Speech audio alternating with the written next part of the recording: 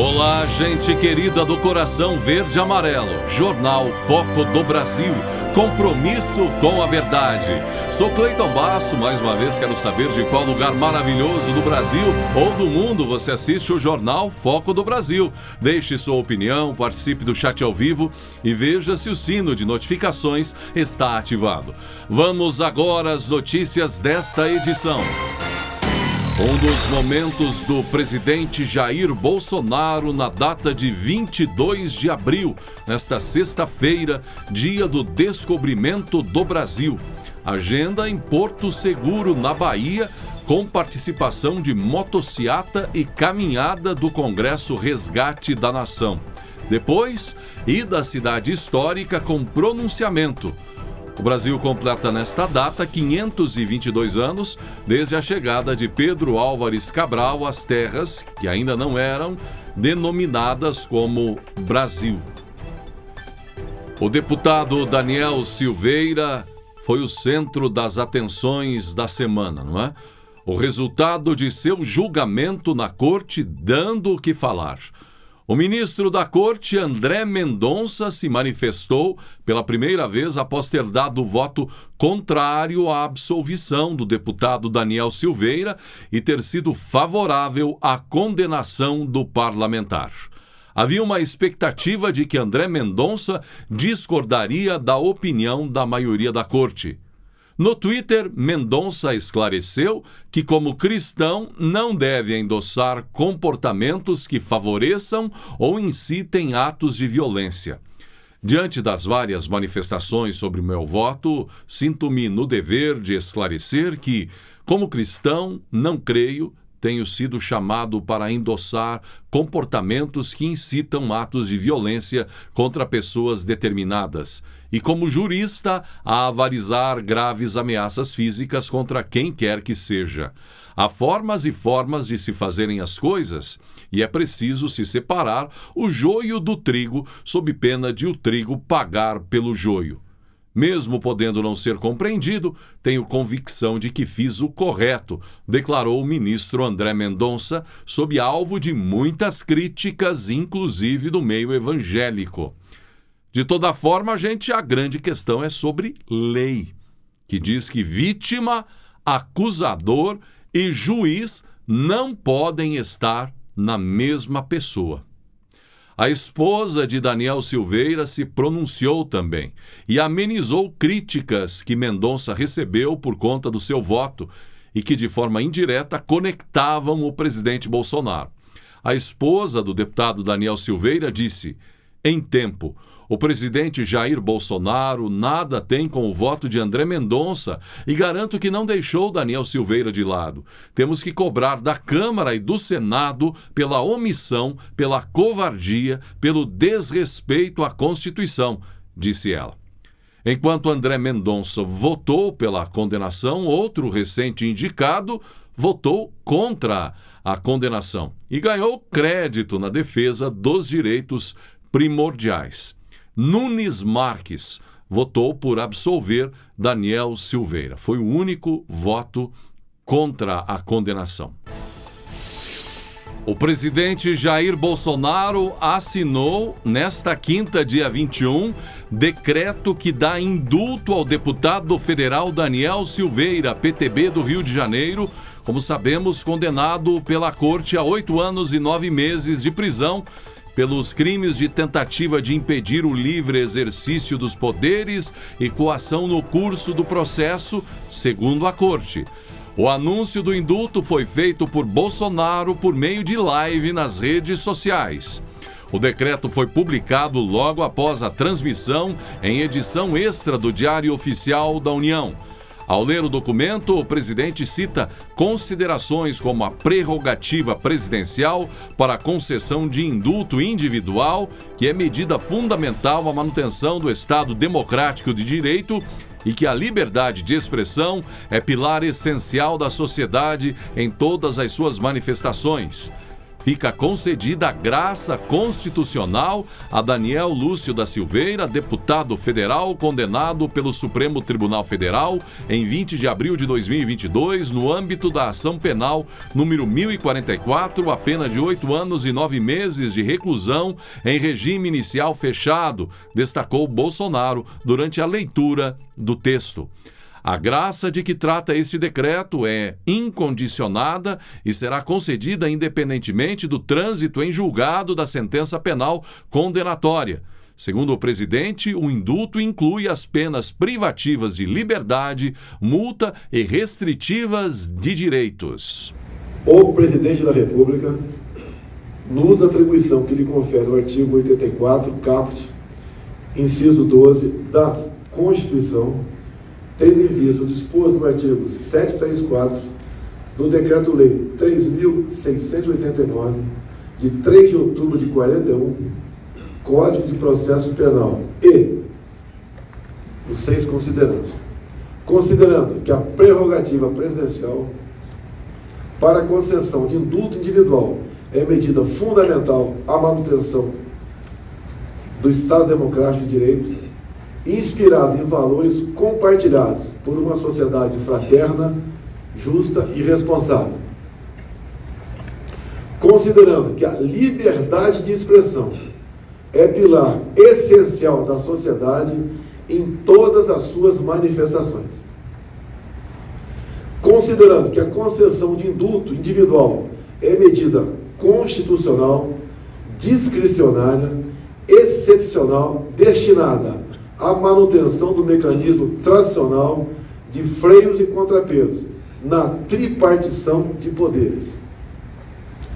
Considerando que a concessão de indulto individual decorre de juízo íntegro baseado necessariamente nas hipóteses legais, políticas e moralmente cabíveis.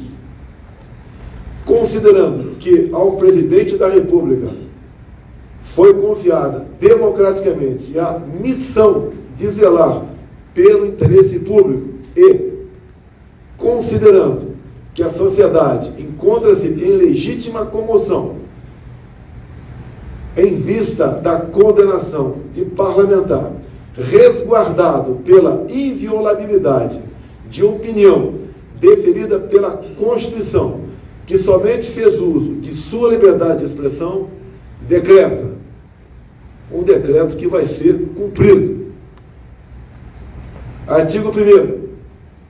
Fica concedida graça constitucional a Daniel Lúcio da Silveira, deputado federal, condenado pelo Supremo Tribunal Federal em 20 de abril de 2022, no âmbito da ação penal 1044, a pena de 8 anos e 9 meses de reclusão em regime inicial fechado pela prática dos crimes previstos. Inciso 1. No inciso 4 do caput do artigo 23, combinado com o artigo 18 da Lei 7.170, de 14 de dezembro de 83. Inciso 2. No artigo 344 do Decreto-Lei 2848, de 7 de dezembro de 1940, Código Penal. Artigo 2º. A graça de que trata este decreto é incondicionada e será concedida independentemente do trânsito em julgado da sentença penal condenatória. Artigo 3º.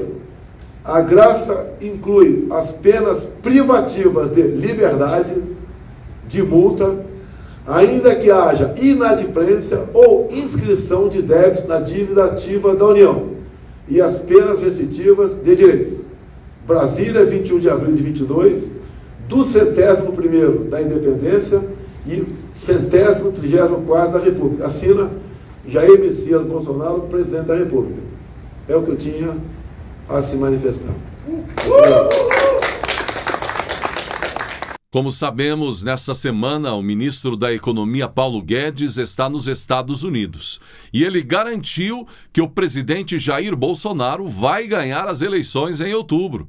Ao ser questionado sobre o assunto durante um evento, ele minimizou as pesquisas de opinião e afirmou que a realidade está se impondo.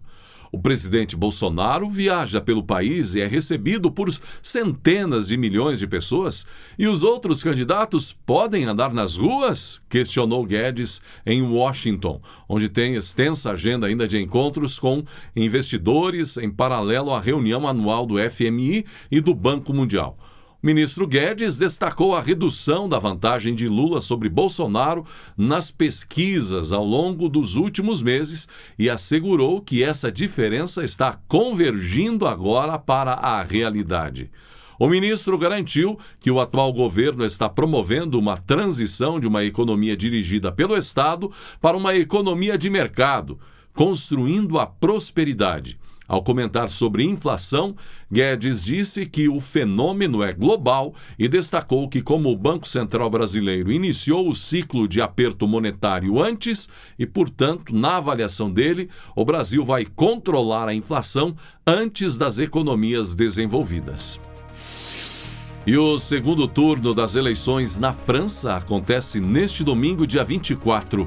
E em um primeiro momento, tem Macron aí liderando pesquisas, não é? Tende a ser reeleito para fazer mais um governo à esquerda progressista.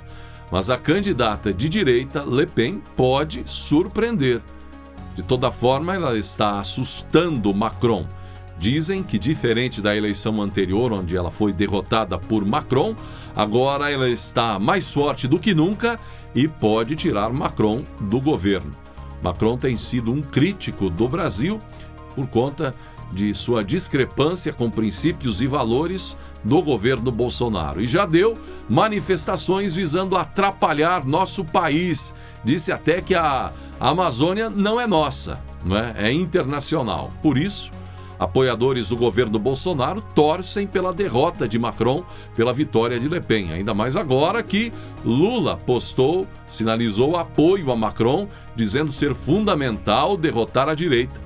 O futuro da democracia está em jogo na Europa e no mundo. Neste momento, confiamos que defensores da liberdade, da igualdade e dos direitos humanos para todos se unam em torno do candidato que melhor encarna os valores democráticos e humanistas, disse Lula. A exemplo de Lula, Macron defende, por exemplo, o aborto e outros valores progressistas ou da esquerda. Na verdade, Macron tem sido um mamão com açúcar, feito quase nada. A França, por conta disso, enfrenta muitas dificuldades. Macron não tem a firmeza nem os princípios necessários para continuar conduzindo uma das mais importantes nações do mundo. De toda forma, vamos ver o que o povo francês decide neste domingo. E depois de ver seu nome sendo alvo de muitas críticas, o presidente da Câmara dos Deputados, Arthur Lira, recorreu à Corte para que o Poder Legislativo tenha a palavra final em casos de cassação de parlamentares em julgamentos da Corte. A medida foi tomada no mesmo momento em que o tribunal condenava o deputado Daniel Silveira. Lira não citou o caso de Silveira, mas protocolou o recurso em uma ação ainda que trata do tema enquanto o julgamento do deputado se desenrolava. Procurado aí pela imprensa, Lira não se manifestou. A perda de mandato de parlamentar por ordem da Corte é controversa. A Corte, no entanto, tem defendido que cabe ao Congresso apenas cumprir a decisão do Judiciário. Para os parlamentares, há interferência nas prerrogativas constitucionais da Câmara e do Senado quando a Corte determina a perda de mandato. Carlos Bolsonaro, filho do presidente Bolsonaro, vereador pelo Rio de Janeiro, resolveu processar o humorista Fábio Porchat depois de uma postagem no seu perfil do Twitter. O humorista comediante postou sobre o atual governo de Bolsonaro e chamou seus filhos de corruptos. Os advogados do vereador Carlos Bolsonaro alegam que o post ataca a honra do vereador. Carlos pede uma indenização de R$ 48.480 do humorista. A ação está sendo julgada pelo primeiro juizado especial civil da Barra da Tijuca. Caso Fábio perca a ação, além de pagar o valor estipulado, deverá se retratar publicamente e além de retirar as postagens. Segundo Carlos Bolsonaro, ele sofreu danos morais, pois as postagens em questão falam de uma conduta criminosa e que o mesmo jamais foi processado por tais atos. Desespero ronda o terreiro do PT. Segundo notícias que circulam, o PT demonstrando um certo desespero diante dos números recentes de pesquisas, em situação até de fracasso, e querendo trocar o marqueteiro de Lula. Depois que as pesquisas que eles tanto confiam, não é? Começaram ali a assombrar o petista. Então a cúpula ficou insatisfeita com o trabalho do marqueteiro Augusto Fonseca. Dirigentes do PT querem trocar o responsável pelo marketing da campanha do petista Lula ao Palácio do Planalto. Um dos mais cotados para substituir Fonseca é o publicitário baiano Sidônio Pereira, que cuidou do marketing da campanha de Fernando Haddad à presidência em 2018, campanha derrotada. Aliados de Lula e dirigentes petistas já retomaram as conversas com o publicitário baiano nos últimos dias, após crescer a insatisfação no partido com o atual marqueteiro. Os aposentados e pensionistas do INSS já podem consultar o extrato com os valores e as datas de pagamento do 13º. O procedimento pode ser feito tanto pelo aplicativo Meu INSS, disponível para celulares e tablets, como pelo site gov.br/meuinss. O decreto com a antecipação do 13º foi assinado em março. Este será o terceiro ano seguido em que os segurados do INSS receberão o 13º antes das datas tradicionais, em agosto e em dezembro. Em 2020 e 2021, o pagamento ocorreu mais cedo por causa da pandemia de Covid-19. Segundo o Ministério do Trabalho e Previdência, o pagamento do 13º antecipará a injeção de 56,7 bilhões de reais na economia. Desse total, 28,3 bilhões correspondem à primeira parcela, referente à competência de abril, que será paga entre o fim de abril e o início de maio. O restante corresponde à segunda parcela da competência de maio, a ser paga no fim de maio e início de junho. A maioria dos aposentados e pensionistas receberá 50% do 13º na primeira parcela. A exceção é para quem passou a receber o benefício depois de janeiro e terá o valor calculado proporcionalmente. O Ministério do Trabalho e Emprego esclarece que os segurados que recebem benefício por incapacidade temporária, antigo auxílio-doença, também têm direito a uma parcela menor, mas tem direito do 13º, calculada de acordo com a duração do benefício. Por lei, os segurados que recebem benefícios assistenciais, como o Auxílio Brasil, não têm direito a 13º salário. A imagem do encontro entre o ex-governador do Rio Grande do Sul, Eduardo Leite, e o deputado federal e presidente do Solidariedade, Paulinho da Força, teve grande repercussão nas redes sociais, mas não pelos elogios trocados entre eles. Na verdade, nem mesmo pela foto que foi publicada no perfil do Tucano. O curioso, gente, foi o resgate de outro registro do encontro, no qual o deputado e ex-candidato à presidência Aécio Neves aparece ao lado deles. Inclusive, ele foi cortado pela publicação de Eduardo Leite.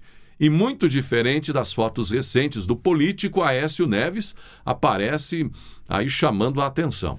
O sorriso modesto, as olheiras e principalmente os cabelos grisalhos, despenteados e um encorpamento aí da face, o estilo novo de Aécio Neves, pelo menos nessa foto, chamando a atenção do público, que logo o comparou ao personagem Pinguim da série de filmes do Batman. A partir daí, então, internautas começaram a fazer brincadeiras sobre o encontro, sugerindo que Leite estaria entrando numa fria. E assim chegamos ao final de mais uma edição do Jornal Foco do Brasil. Gratidão pela sua atenção e que Deus abençoe a você e a sua família.